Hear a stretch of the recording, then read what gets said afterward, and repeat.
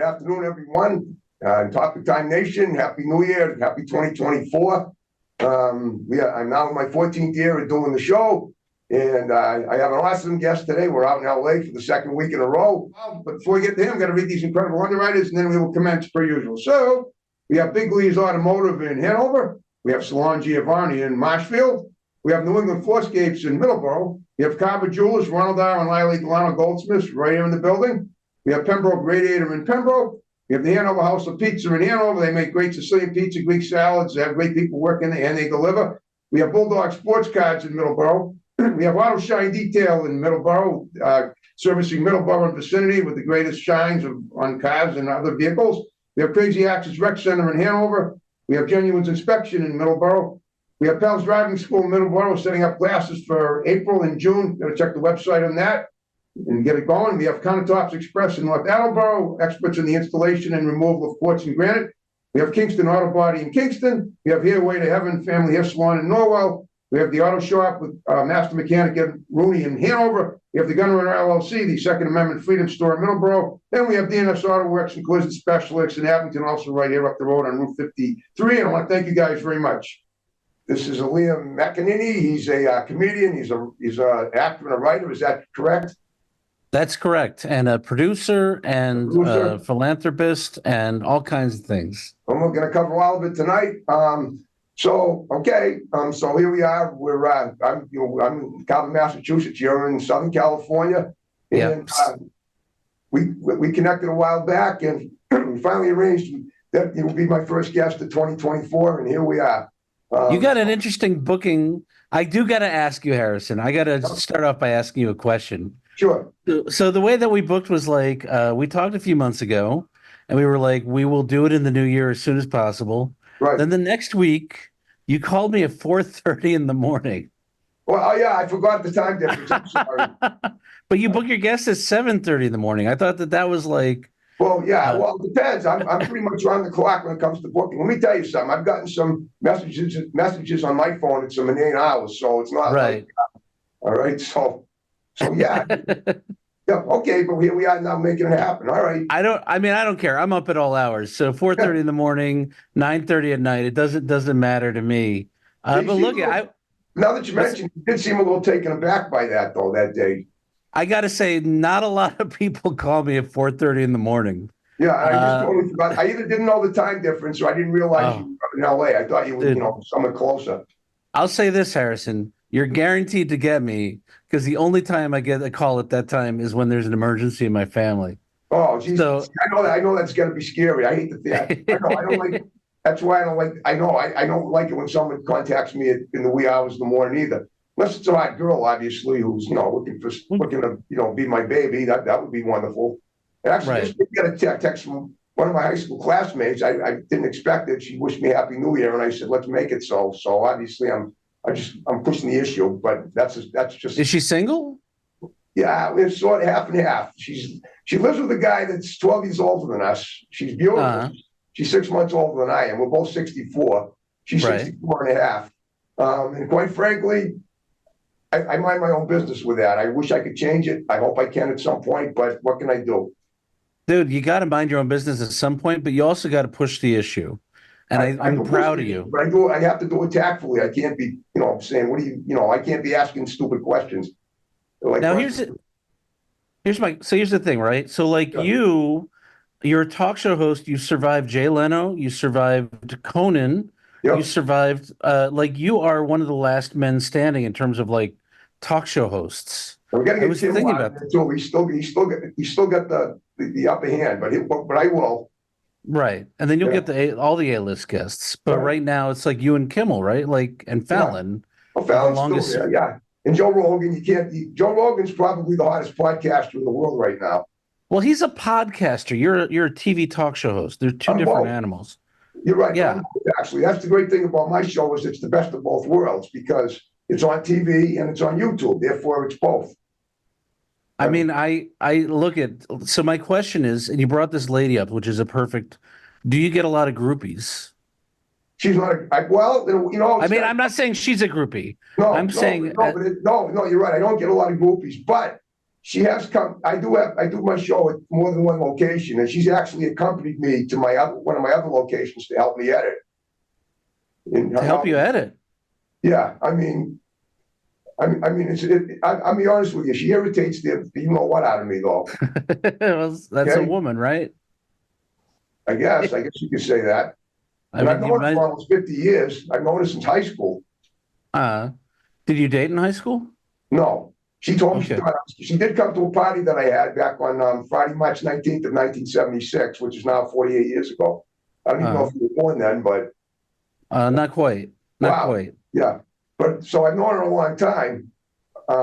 We reconnected this year, well, actually last year in 2023, after I hadn't seen her in 33 years since since Monday, May 14th of 1990, and we reconnected. So we have reconnected, but it's annoying because I like it to be more. If it's not going to be more, it just ticks me off, and I don't like that. Dude, I mean, the thing I'm a is, single guy, and I don't like that. It's too long. no. You know, you guys are at the Beatles age when I'm 64, exactly. right? We sure are. Yes. And she doesn't look anywhere near 64. If you go to my Facebook page and you scroll down a few plaques, you'll see us together, touching hands, wow. and stuff like that. Okay, so I have one last question for you. Speaking of your Facebook page, you play a game called Living Room Baseball. That's true. You've been winning championships. You've won 71 championships. I've won 121. 121 championships. So now first, in my 19th year though. Wow. So I mean, is there like that's a very low percentage. So what do you want to know about the game? It's a 6-game series. I play every day. To win a championship, I got to win all 6 games. So I've done that 121 times in 19 years. That's very low. That's like a little less than 1/3 of a year out of 19 years. Okay, but what's a game? It's baseball. I take a ball, which is a cat toy. I throw it against the wall. I take a bat, which is an old broken off ice scraper with the edge gone. And I say, the object of the game, the only way you can score is to hit home runs. And there's 2 ways you can hit home runs. You can hit one over the fireplace. That's the area called the home run area. Or you can hit inside the park grand slam, where I can run 4 bases before the ball stops moving, and the ball has to be in the middle of the room in the area called the hit zone. If I get a hit that's less than a home run, then that means on the following bat, I got to hit a home run, or I'm going to give up. I give up a run based on that, whatever the number of the hit was. So it's like it's almost like a conversion thing, like in football. Like if I make outs, to win every game, if I just make contact outs and then get home runs, I'll win. But it doesn't work like that. I make hits that are less than home runs, and then I have to convert them, or I lose the game, and that's usually what happens. I usually finish 5-1, and I love that. Because remember, I said I got to finish 6-0 and win a championship, and I have thousands of 5-1s. So you play this game. Do you actually run around the living room? Yes, I do. That is my game room. I have no furniture in that room. If you've seen pictures on Facebook, I have. Okay, I jog in that room too every day for a half hour. That is a room that most people would use to socialize. I don't socialize in that room. Right. If Katrina wants to come over and hang out, we'll socialize and dance and stuff. But that's up to her. That's the Wait, well, you can't invite a woman over to dance the first dates, right? Like, you got to take her somewhere. You don't understand. She's a dancer. She doesn't like dancing. That's how she met the guy that she's living with now. So you're going to steal her away from this gentleman. I can't steal. I'm not a stealer. If she wants to go in my direction, that would be wonderful. But I can't steal her. I can't. I can't do that. I mean, I'm not going to harass her or do anything like that. She knows where I stand on the issue. It's up to her to act on it. And anytime she texts me, I'm not going to fail to remind her though. Like she did. She texted me just as I was pulling into the parking lot today, just as you were. Right.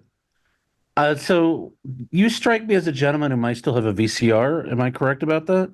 Actually, I don't. I have a VCR tape. In 2002, I wrote in the 90s, I wrote this book of short stories. And in 2002, I had a What? Wait, hold on. Is it published anywhere? Oh, it's all over. I published it in 1999. There's plenty of this. What, you want a copy?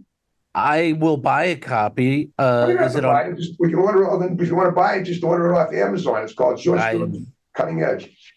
I will do that as literally as soon as the show's over. Okay. I'm gonna buy a copy of your book. Got a So Library wait, of Congress number. so but I just wanted to get back to this for a second. Yeah. You could get a DVD or whatever, or it's probably on YouTube now. They teach you how to line dance.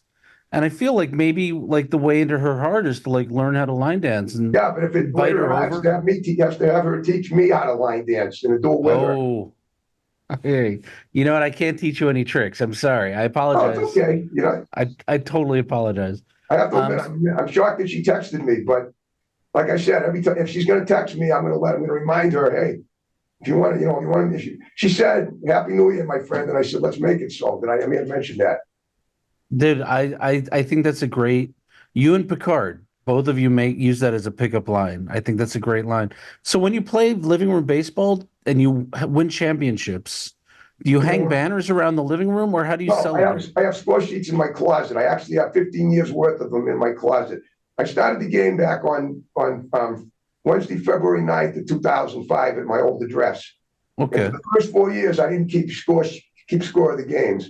It wasn't until January 26th of 2009, which is now just about 15 years ago, that I decided, hey, why don't I keep score on paper? And now I got a closet full of 15 years worth of those score sheets. And I got enough room for like 30 more years if I play long enough. It's a great game because it keeps me physically fit. It keeps me mentally fit. It enables me to create statistics that I enjoy because they stimulate my thought process. And, right. and that's, and it's exciting. And I was actually interviewed at one of my other stations about the game, about my personal life, and I had no problem talking about the game. And they said, "Why don't we come over and we'll videotape you playing?" And I go, "Okay." And I play shirtless though. And they said, "Well," and then I think that kind of discouraged them. Well, so did they come over and videotape it? No, they didn't. All We right. discussed the possibility of doing it, but it never happened. So, I mean, I feel like what you could do is write a book where it's the rules of the game, and then you could publish all of your statistics in one place. Well, I do that in my closet. I mean, Right, most people aren't going to get the game the way I do. It's kind right. of a thing that you have to be there and observe me playing and listen to every call that I make for every at bat. I guess like if I had stats, I could start a fantasy league or something, is what I was thinking. Well, there's a fantasy league, really, but it's real hit, throwing baseball, throwing a ball, hitting it and running, just like Okay. baseball with geometrical properties that apply to the game.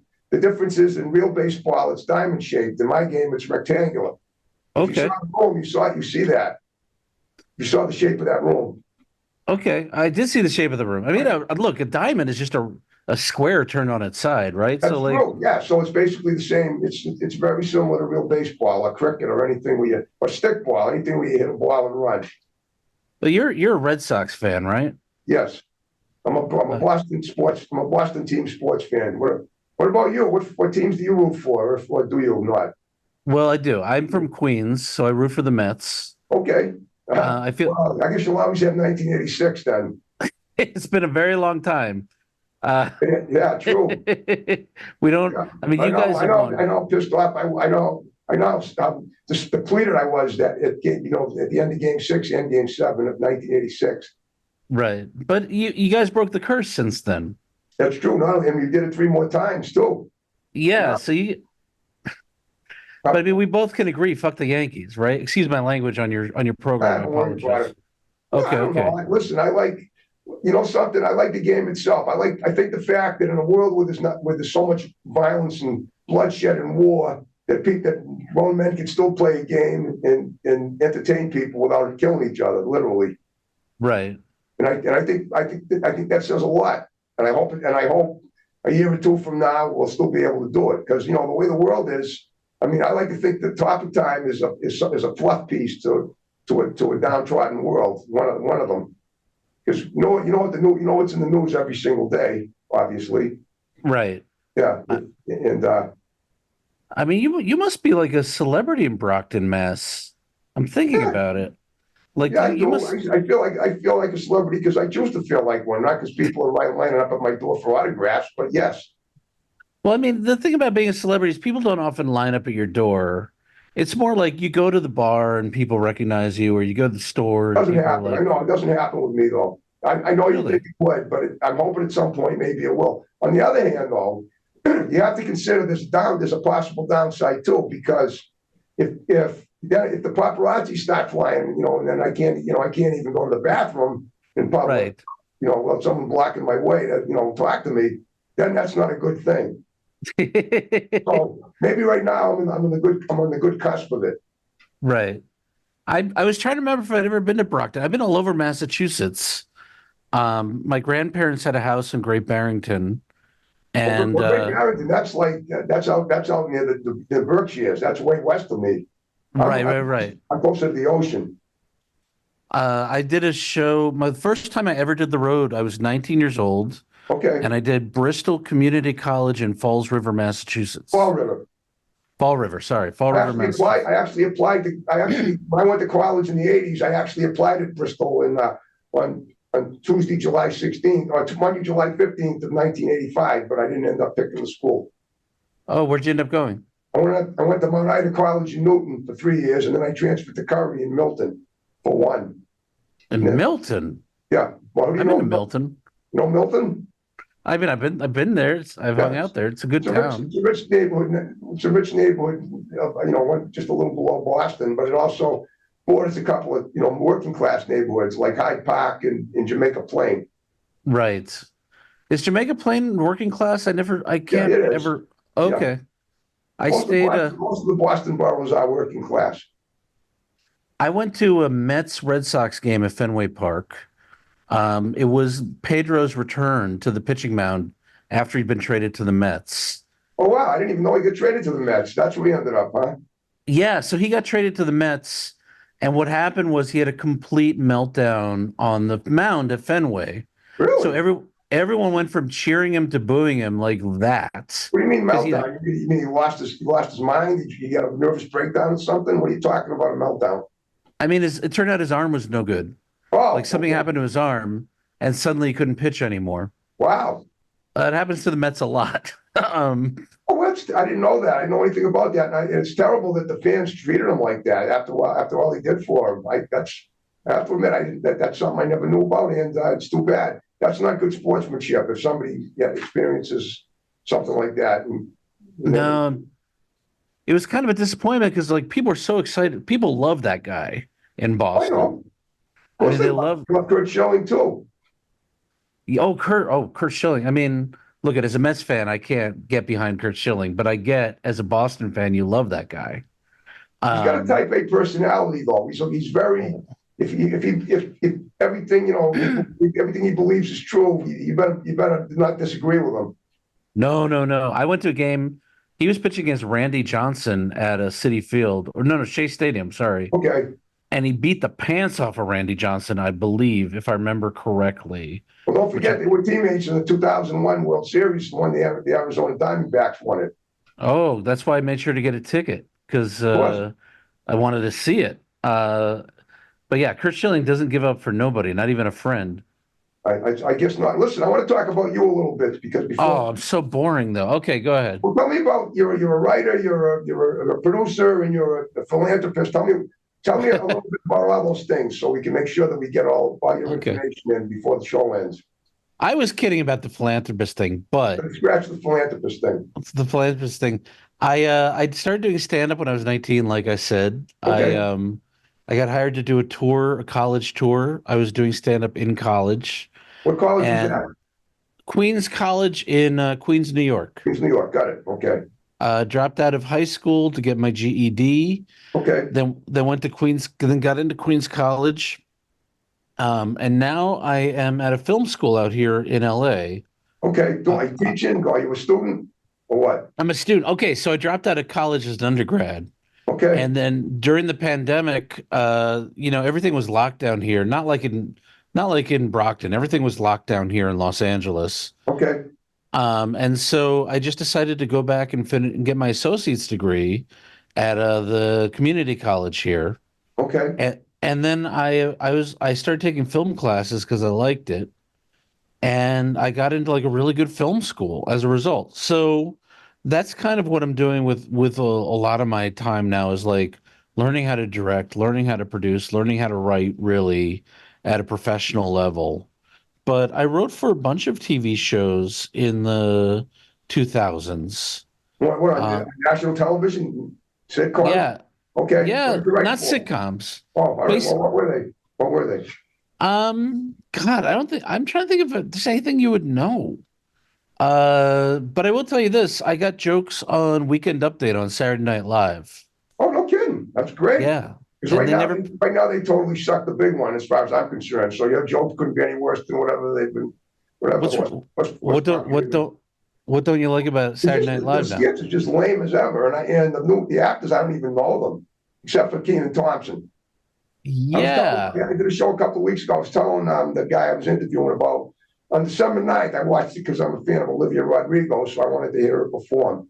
And up until right. she performed, the show was lame as ever. Lame, just totally lame-o. I gotta say, like one thing I applaud you for always is that you support like young women who are doing the arts, like Olivia Rodrigo, or I see like young tap dancers on your show, or young musicians or singers. Like I think it's fantastic, you know, how much you support because like especially people don't support young women that much. Oh, I love And young women. Why shouldn't I support them? I mean, yeah, of course, of What's course. the point? Obviously, I'm going to support. I No, love I'm having saying pretty girls on my show. I admit that. I'm that's doing not what I'm saying. I'm saying there's okay. a lot of people who don't support women in the arts. Like, Well, you know, like stand-up comedy I or think if there were no women in the arts, I wouldn't be a patron of them. Let me tell you. I get that. I get that, brother, especially Olivia Rodrigo, right? Of Like, course, she's great. But yeah, anyway, so SNL is you don't like it anymore?